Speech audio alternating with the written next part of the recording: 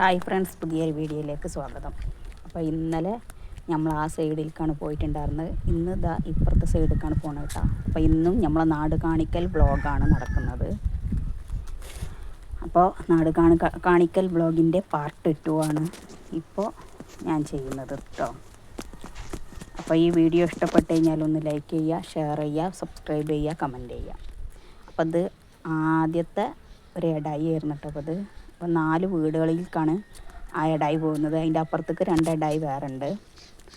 അപ്പോൾ അതൊക്കെ ഇടായി വെട്ടിപ്പൊളിച്ച് റോഡാക്കിയതാണ് കേട്ടോ. അപ്പോൾ ഇതൊക്കെ അപ്പോൾ ഇടായി ഇപ്പോൾ ഇതാ രണ്ടാമത്തെ ഇടായിയാണ് ഈ കാണിക്കുന്നത്. അപ്പോൾ ഇതാണ്ട ഇത് ഇടായിയൊക്കെ നല്ല വൃത്തിയാക്കിയിട്ട് സ്റ്റെപ്പായിട്ട് ഇട്ട് കൊടുത്തിട്ടുണ്ട്.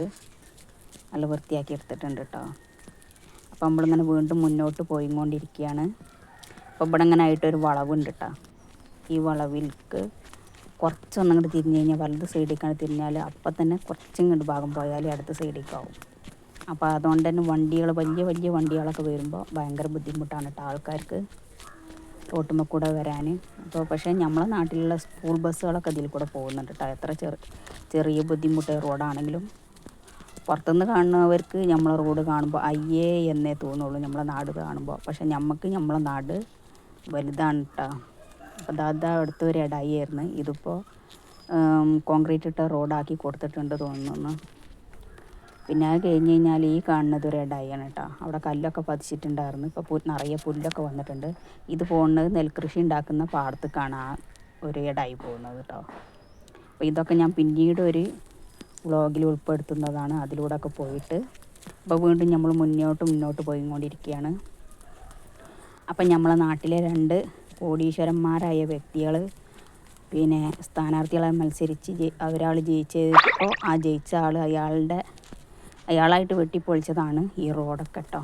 അപ്പോൾ അടുത്തത് ആ ഒരു ഇടായിയാണ് കേട്ടോ.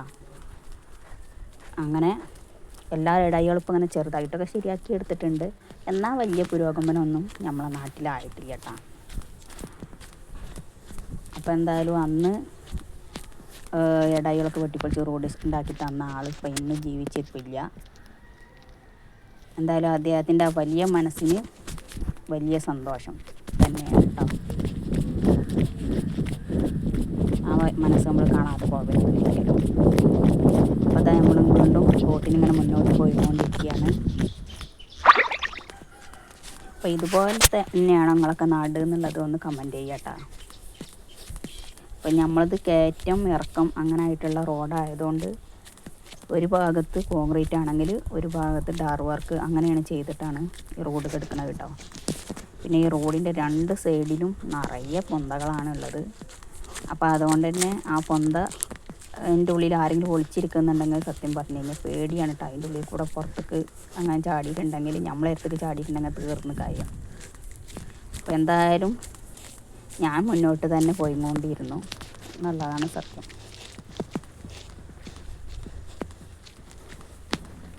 പിന്നെ ദാ ഇവിടെ ഇങ്ങനെ നല്ല മനോഹരമായൊരു സ്ഥലമുണ്ട് കേട്ടോ. ഒരു വെള്ളച്ചാട്ടമാണ്.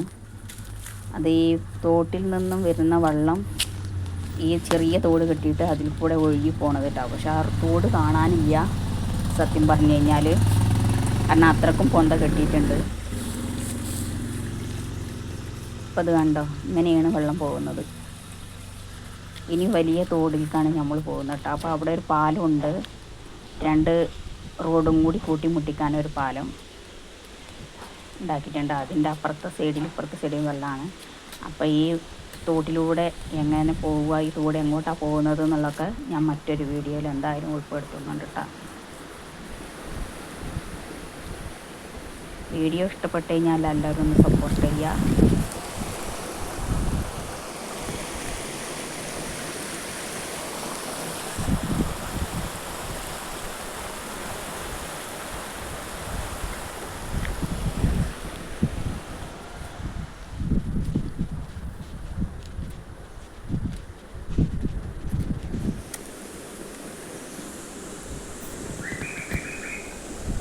ഇതാണ് കേട്ടോ ഞാൻ പറഞ്ഞ തോട്.